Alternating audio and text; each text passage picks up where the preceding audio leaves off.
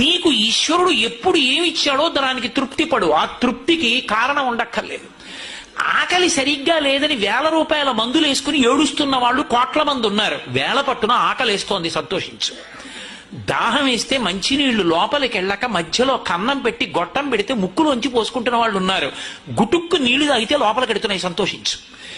రాత్రి తిని పడుకుంటే పొద్దుడికి కడుపులో పోట్లు వచ్చి జీర్ణం అవ్వక ఏడుస్తున్న వాళ్ళు 1,00,000 మంది ఉన్నారు. తిన్నది గుండ్రాయి అయినా సరే తెల్లారేటప్పటికి జీర్ణం అయిపోతోంది, సంతోషించు. పడుకుంటే నిద్ర పట్టక చారుడు మాత్రలు వేసుకు పడుకుంటున్న వాళ్ళు ఉన్నారు. తలగడా మీద చెయ్యెట్టుకుని ఇలా పడుకుంటే నిద్ర పడుతోంది. పుస్తకం ఉంటే తప్ప మాట్లాడలేని వాళ్ళు ఉన్నారు. వేదిక ఎక్కి కూర్చుని మాట్లాడడం మొదలు పెడితే గంగా ప్రవాహంలో వస్తోంది, సంతోషించు ఈశ్వరుడి కారుణ్యానికి.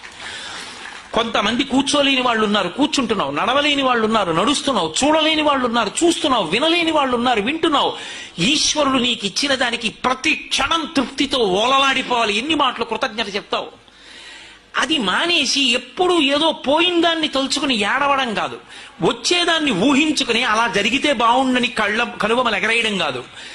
ఇప్పుడు ఇక్కడ నీకు ఈశ్వరుడు వర్తమానంలో ఏమిచ్చాడో దానితో తృప్తిగా ఉండడం అలవాటైతే వాణ్ణి మించిన భాగ్యవంతుడు లేడు.